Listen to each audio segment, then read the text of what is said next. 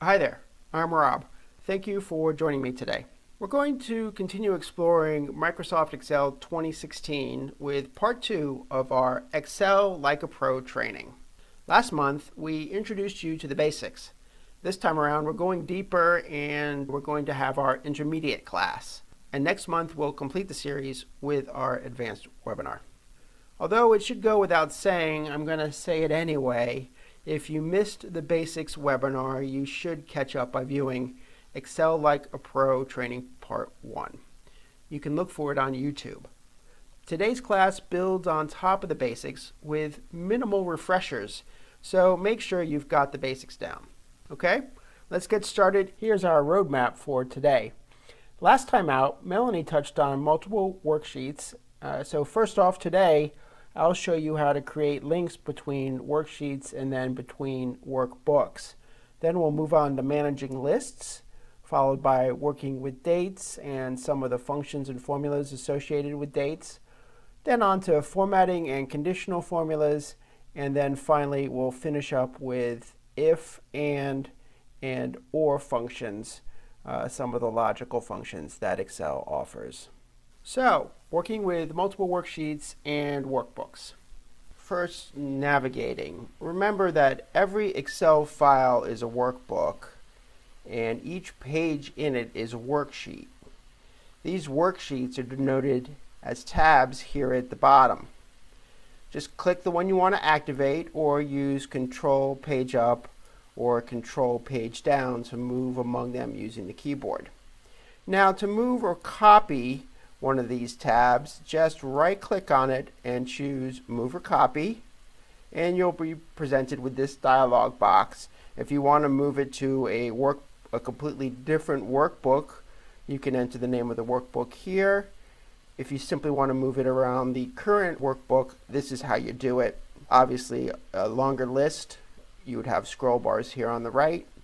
And then to create a copy of a worksheet, just activate that checkbox. Okay?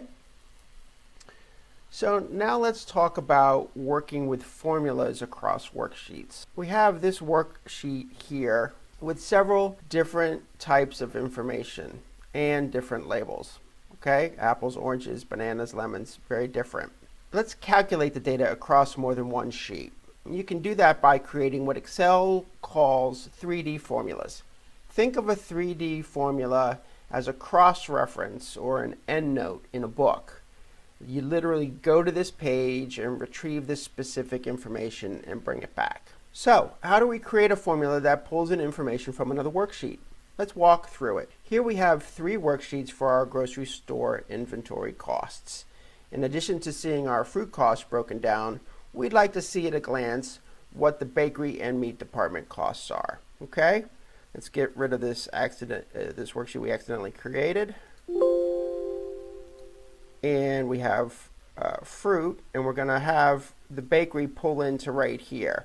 So the way you do that is you hit the equal sign to start a formula, and we're going to bring in a sum, and then you click the left parentheses. Navigate to the bakery tab, click on the cell we want, in this case B7, and all you need to do at this point is hit enter. We go back to the fruit worksheet, and you can see bakery has been filled in. Now let's do it again, but this time we don't want the full range of the meats. We just want a couple of the meats. So again, equal sum, left paren, click the meats tab, and this time we want chicken, and we're going to hold down the control key and choose fish. Both are selected, we hit enter, and now we just have those 2 categories brought into the meats tab. Very easy. Let's look at the syntax for a moment up here in the function bar. You can see here that the name of the sheet is literally brought in, and then an exclamation point is added to the end of it. And then, of course, the cell reference. Later, when we look at workbooks, you'll see that there's a specific syntax for them as well. Okay, so that's a look at using 3D formulas to link together worksheets. And it's a great method to build summary or master worksheets that bring data together in one place. It's also the method you'll have to use if the labels and data types are different from worksheet to worksheet, like in our case where we have different fruit categories and we have different breads and bakery items and different meats. Okay? So you definitely want to be using 3D formulas for worksheets such as these. But let's look at another method for linking worksheets, and in this case we've been very organized in setting up our data, meaning our labels and data ranges don't change from worksheet to worksheet, and we want to bring the data together without typing in 3D formulas. In that case, we can use an Excel tool called Consolidate Data. Let's say that you have a sales team and a weekly report of each rep's sales. You have a sheet for each week, week 1, week 2, week 3, and week 4, and you'd like to total that data into a monthly report. There are 2 ways to consolidate this data, by position or by category. Let's spend a few moments on the definitions of both of these. First, consolidation by position. When the data in the source areas is arranged in the same order and uses the same labels. Use this method to consolidate data from a series of worksheets, such as departmental budget worksheets that have been created from the same template. So that's consolidate by position. Consolidation by category is when the data in the source areas is not in the same order, but uses the same labels. Use this method to consolidate data from a series of worksheets that have different layouts but have the same data labels. For our purposes here, I'm only going to demonstrate consolidation by position because in general it is an organizational best practice. Once you're aware of the power of this tool, you'll want to set your sheets up to take advantage of it. And by having consistency across worksheets, it'll be easier for you and anyone else to quickly get their bearings within the notebook. So let's look at an example workbook that shows the sales achieved by each sales rep by each day of the week. And each week is on its own worksheet. As we can see, we have data that is in the same order and uses the same labels. In other words, the same consistent layout. It's going to make consolidating data work like a charm. Let's go to our master sheet. We want to click in the upper left-hand corner, and we want to use an area where the consolidated data has room to appear. So it's best to create a clean worksheet for this. If you're going to consolidate data on a worksheet with pre-existing data, make sure that you leave enough cells to the right and below the cell for the consolidated data to appear. Okay? So let's go to the Data tab, click Consolidate. Here's our dialog box. By default, sum is our function. There are many other functions that you can use with consolidate data. I'd say average is probably the next most common to sum. All right, now we want to choose our ranges from each of the worksheets. So we're going to collapse this dialog box with the up arrow. We're going to click on week 1. We're going to select the entire range and the labels. We're going to bring the dialog box back and we're going to add that week to the references. All right. Now it's not hard to do the rest of them because our data and labels are consistent. If we click on week 2, it's already pre-selected. Click Add. Same for week 3. Click on the worksheet, click Add. Click on the worksheet for week 4, click Add. That's it. We have now told Excel all of the data that we want to be consolidated onto the very first master worksheet. We want to make sure we have the labels, so top row and left column labels, we want those. And now let's spend a couple minutes talking about creating links. We need to choose from automatic or manual updates. Clicking here is what makes it automatic. If you want Excel to update your consolidation table automatically, and when any source data changes, we're going to check this box. If you leave it unchecked, you're going to have to update the consolidation manually by returning to the tool. So obviously, we want to be so organized that automatic updates are given. In a couple of minutes, I'll show this in action. We'll change Sally's sales on one of the days of one of the weeks, and you'll see that it updates automatically. So again, the automatic updates and this option right here is really the power, really shows the power of a well-designed and linked workbook. It makes it readable and efficient. Now, a few more important notes before we see the results. You can't create links when the source and the destination areas are on the same worksheet. This explains why it makes sense to group data into worksheets by smaller periods. In this case, we did it by weeks. We knew that we could easily review a week at a glance. Perhaps with such a small sales team, we could have organized our worksheet by month and have had all the data for all the weeks on one worksheet. That might have worked fine, but what happens if the team grows? Perhaps the sheet would eventually become too long to review without scrolling. It's some food for thought. Remember, before you build a worksheet, you want to ask yourself, how do you want to see and analyze the results? How much detail is needed to draw a conclusion? And what is the most important data for decision makers, whether that's you or your manager? All right, so back to our work at hand. Press OK, and Excel will generate the consolidation for you. It will be unformatted, so it's up to you to format it, but you only need to do that once unless you didn't choose automatic, you didn't choose create links, and you have to run manual consolidations repeatedly. So again, another reason you want to organize your data and be consistent across worksheets. So notice the row numbers here, they're non-sequential. What does that mean? Well, let's unhide them. Right click, choose unhide. Look at that. When you consolidated, it did show you an eagle's eye view from above of just the summary of everything, but it truly brought in all the data as well. So let's go ahead and hide that back again. Actually, you know what? We will leave it. We'll just undo. All right, so I mentioned I wanted to show you what happens if we update somebody. So as you can see on the master here, Sally's total for all the Thursdays is $1,000. Let's go into week 4, and let's say we missed by a decimal here. She actually had a banner $3,500 day. We do that, we go back to the master, and you can see it's been updated right here. One last bit about consolidation that leads us into talking about linking across workbooks. If the worksheet that contains the data that you want to consolidate is in another workbook, let's go into the consolidation dialog.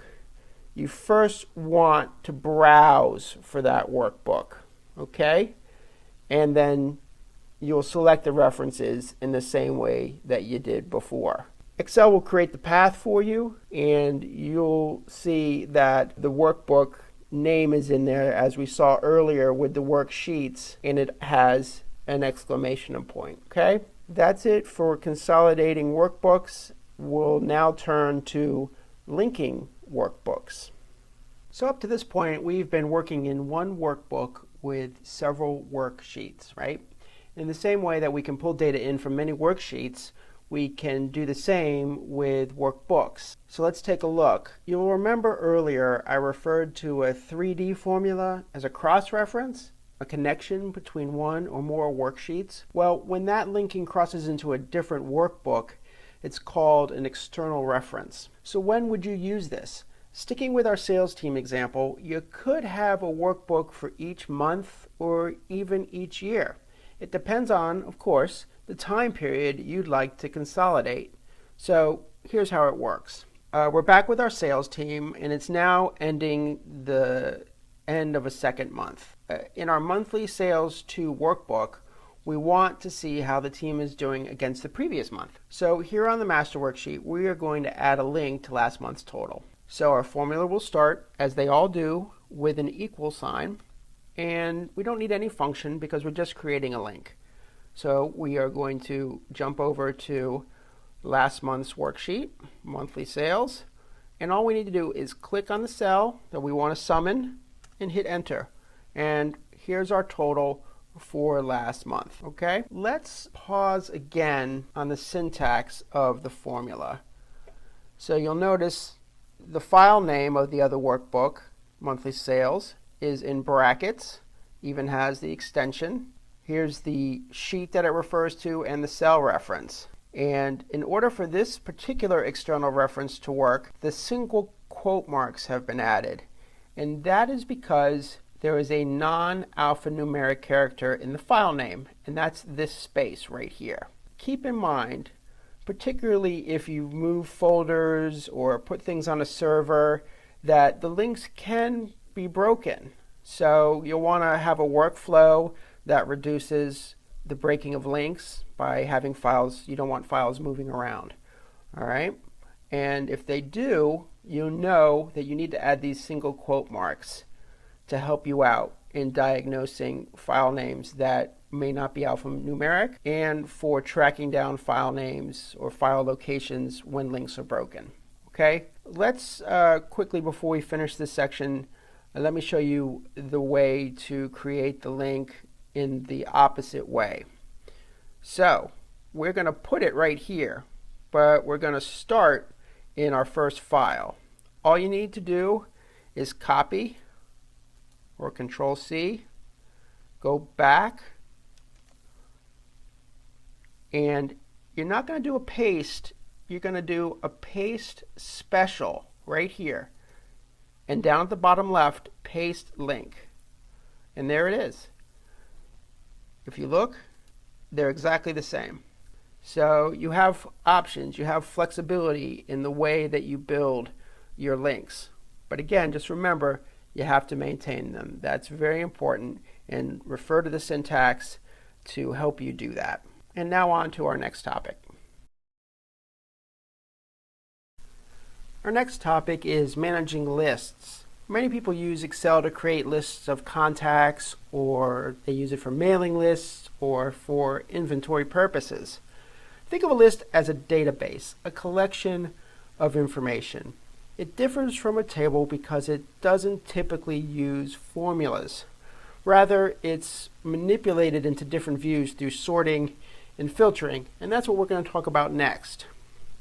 So here, what you see is an example list. It's a list of all the National League Cy Young Award winners since 1967. And because lists are meant to be sorted or filtered, we can look at the data in different ways. So it's really important that lists have column headings, as you can see up here in row 1. It's very important that there are no empty rows anywhere in the list as we go down, as you can see. So let's talk about simple sorting. Right now, this list is organized by year from 67 up until 2017.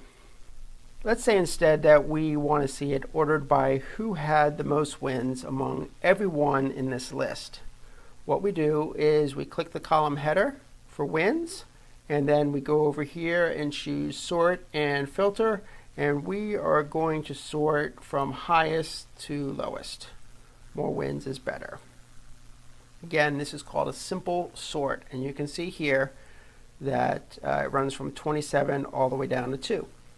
And it's no longer organized by year, and obviously it rearranged all the data and kept each row as its own self.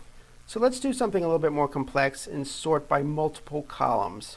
You see this cluster of pictures with 24 wins? They're really sorted by random. In fact, they're still in order by year, and that doesn't really tell us anything. So again, let's click sort and filter. And this time we're going to choose custom sort. And you can see here's our first sort, and we're going to add a level. And the column we want is earned run average, ERA. And it already picked smallest to largest, so maybe Excel knows something. But for those of you who don't know, the smaller the ERA, the better. So that's our sort, and we click it, and you can quickly see that this cluster of 24 is now ordered down by ERA. Okay, pretty easy, right? So next we're going to look at auto filtering. This is a way to include and exclude any row data. Again, we're going to select any column label or header, and then back under sort and filter, we're going to choose filter. All right, and you can see to the right of every column header, there is now a drop-down menu.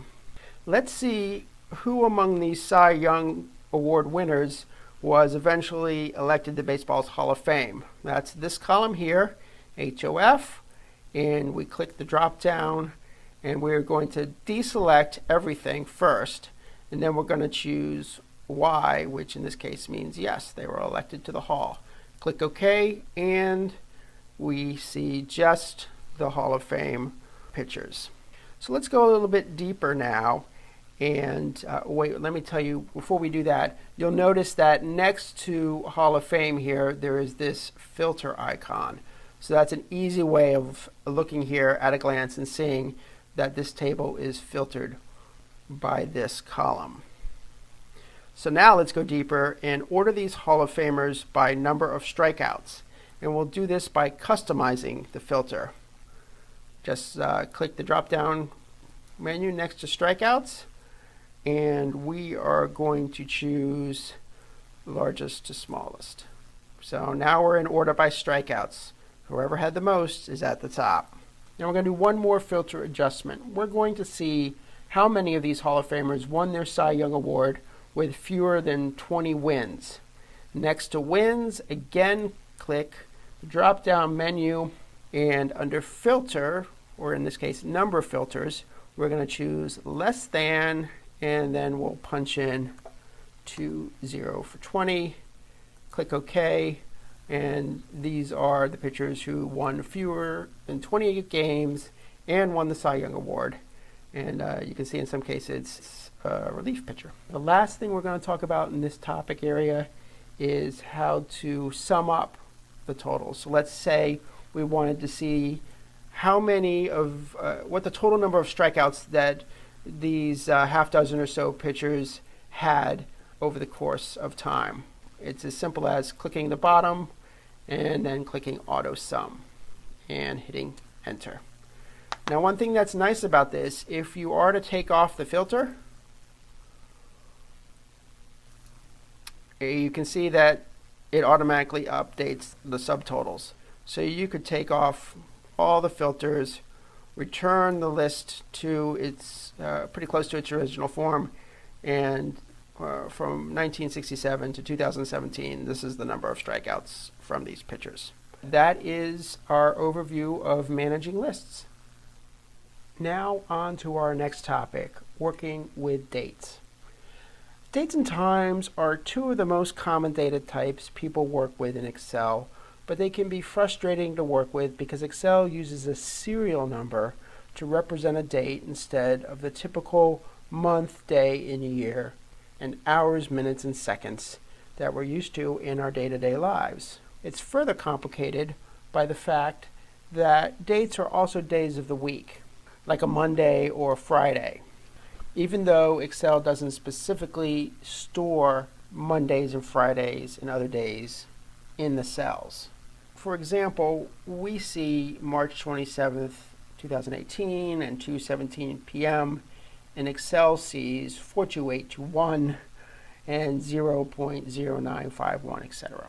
Obviously, serial numbers are not intuitive to use, but fortunately, Excel has a set of functions to make it easier to find and use dates and times. You'll find the date functions on the formula part of the ribbon under date and time. Quite a few to choose from. For our purposes today, we're going to focus on today and now.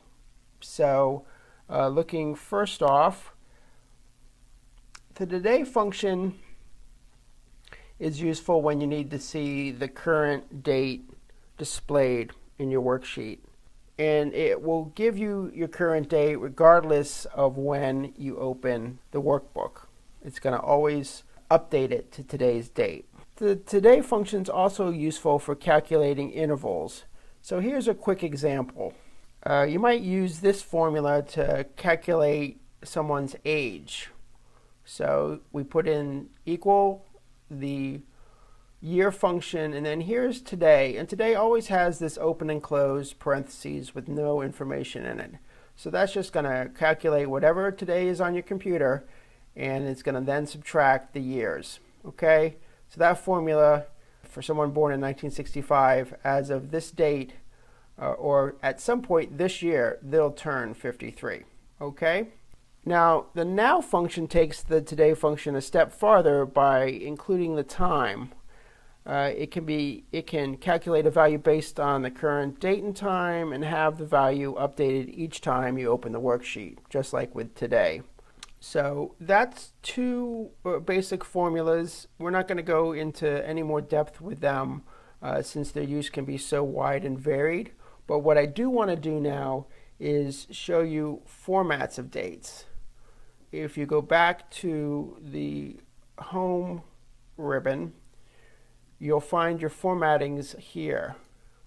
Let's go down, and we have a short date and a long date, as well as more number formats here. And under date, you can see many ways of displaying your information.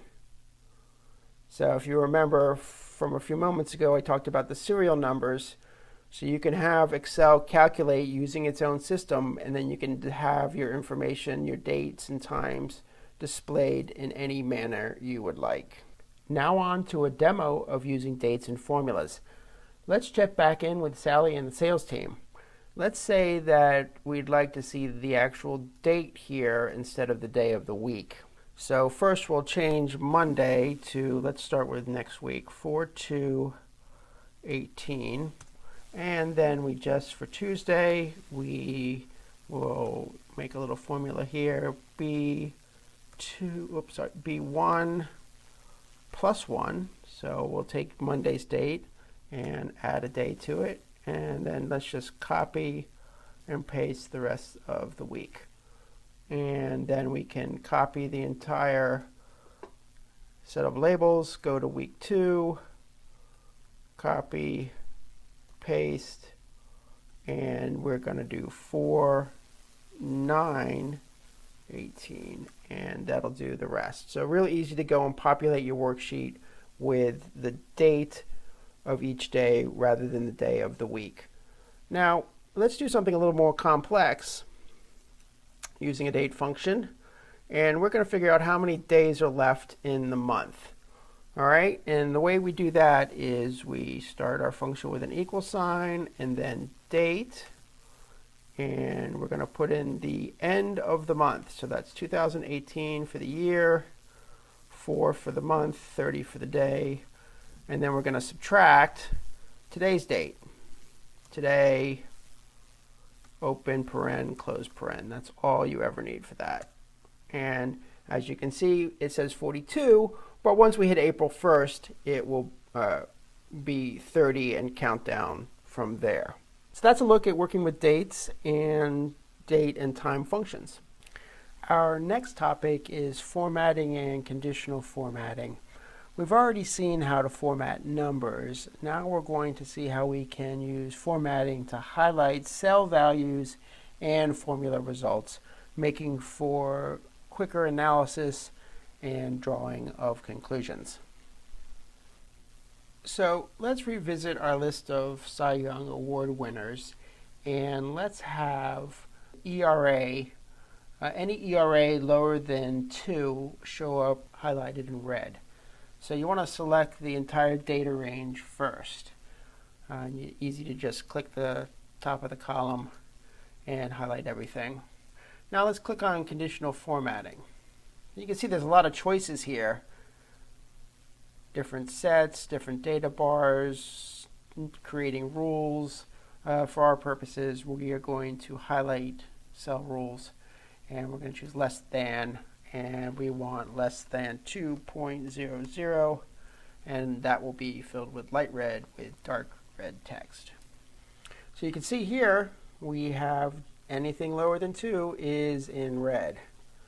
And obviously it's all red down here because I selected the entire column. So perhaps I should have just grabbed the cells with data. Now here's another example. Let's revisit the sales team and create an at-a-glance way of seeing who's on target. We'll select all the data cells like so, and then again we'll click conditional formatting, and what we're going to do this time is create a new rule, and we are just going to format all the cells based on their values, and the style we want it to be the traffic light style. So here it is, and what we'll do is anybody that's 300 and over is in the clear. They're green. So one thing that's a little weird here is you have to click the type before you enter the value. It's a little weird to do it that way, but now you know, and you won't get confused when you do something like this. If I hit 200 here and hit the tab key, oh, didn't quite get, yeah, I click on number and it goes back to 0. So 200 and OK, and voila, we can see at a glance who's at or above goal. They are in green. Those who are in between 200 and 300 are yellow, and those below 200 are in red. Pretty cool, right? Now let's use a formula to set the conditional formatting. Let's highlight the entire range once again. And conditional formatting, we're going to again choose a new rule, and this time we're going to use a formula to determine which cells to format. Okay, so the formula that we want to use is equal B2 less than 200, because we want to see at a glance who among all of our sales reps is under $200 at this time, or for this week. So then we click format and fill, and we're going to just do it in yellow.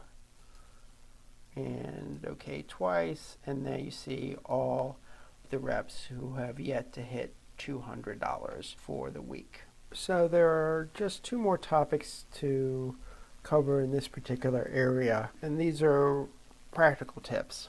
Okay, I want to show you, if you weren't the person who created a particular spreadsheet and you opened it for the first time and you wanted to see if it had any conditional formatting, how would you do it? How would you find those cells that have conditional formatting without clicking on each cell? Well, here's how. All you need to do is, here on the home menu, choose Find and Select. And we're going to look for conditional formatting. And you can see here that this entire block had conditional formatting assigned to it. So that's a really easy way to find conditional formatting. Now, the other thing I wanted to show you is, what if you wanted to apply this conditional formatting to other sheets in this workbook? That is really easy, but not that intuitive. What have we done? We've done conditional formatting. So what does that mean? We can use the Format Painter. Click it once if we're going to format just one block, but we'll do a couple. So click Format Painter twice, and then we're going to go back to this worksheet, paint over it. You know what I did? I deselected the Format Painter by mistake. So 2 clicks. See the paintbrush icon? Now we go to week 3, paint it. Week 2, paint it. And week 1, paint it. Very easy. Okay? Now let's look at another set of logic-based functions and formulas. The if function. Here's where we start to rely on Excel to help us analyze and surface important data and the relationships between the data. In the same way that conditional formatting helps us see when certain conditions are true, The if functions and related formulas reveal when certain criteria are met, when certain things are in fact true. We can also stack multiple criterios or scenarios into one formula, bringing a lot of power to the if function. Anyway, let's pause for a second and look at how Excel explains the if function, because the language of this function can take a little while to fully understand. So the if function defined. The if function checks whether a condition is met, and it returns one value if that condition is true and another value if it's false. So looking at the syntax here, the logical test is any value or expression. So does cell B2 equal 200? If the value is true, then perhaps we display the word yes in a cell to the right of B2. And if it is false, then we say no to the right of B2. So let's build a formula looking at each part of this as we go. Back again with our sales team. It's nearing the end of the month, and we've introduced a couple of sales bonus opportunities. The first is a sales goal of $800 for each rep. In our spreadsheet, we want a simple yes or no to appear in this column here. Okay? So here's the formula. The logical test value is going to use the amount in the difference column, right? Column I. Because any difference greater than 0 means the rep has exceeded the goal of 800. So let's start with that. Equal if I2 is greater than 0, comma, what we wanted to do if the value is true is answer the question yes, and then if it's false, no. Whoops, we need the parentheses. The quote marks, I mean, and hit enter. And so you can see that is the case here. This rep has exceeded it, so it's yes. And we can just copy these all the way down like so. And you can see the test is instantly run, and we have the answers. Now let's turn our attention to this top sales column. And imagine that not only can our reps earn a bonus for sales of 800 or higher, but that whoever sells the most wins a prize. So we need a formula with a function that compares each rep to the other 4 reps and returns only one winner. And that function is called AND, A-N-D. It's probably self-evident, but the AND requires the formula to find more than one truth to return a logical test of true.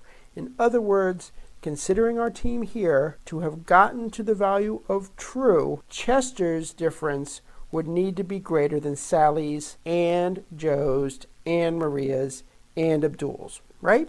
So this is how that formula is written. We already know that Chester's our winner, so as not to make things anticlimactic, we'll go ahead and build our first formula around him. So bear with me because we got to type a little bit. So the formula is if and then we're going to say, again, we're using the difference column. I5 for Chester is greater than Sally's. I2 is greater than Joe's. I3 is greater than Maria's. I5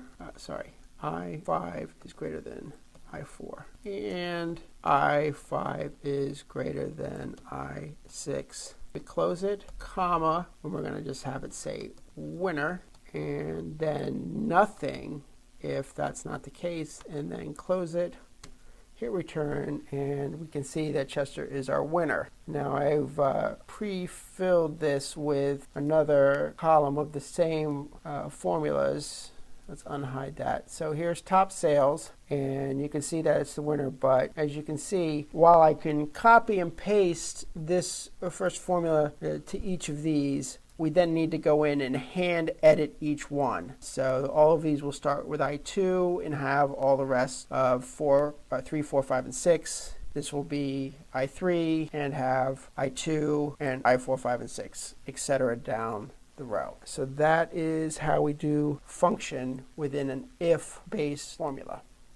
Now there is one more common function that is also a companion function to the if function, and that is the OR function. So let's imagine that there is a third and admittedly dire circumstance that could occur to one or more of our sales reps. Whoever does not make the sales goal or does not sell at least 3 premium upgrades is going to get fired. We'll call this the Glenn Gary, Glenn Ross situation for those who have seen the movie. In other words, even if a rep misses the sales goal of $800, they can still be safe if they sell at least 3 upgrades, okay? 3 premium upgrades. So here is how that formula is written. Just like we saw with the AND function, we will nest the OR right after our IF function. So let's start up here. In M2, we'll hit equal if, and then OR, if, OR, let's move my mouse a little bit so you can see better. And we're going to say if I2, again using the difference column, I2 is greater than, and let's do equal to 0 because technically 0 means they met the goal, equal to 0, and then comma, or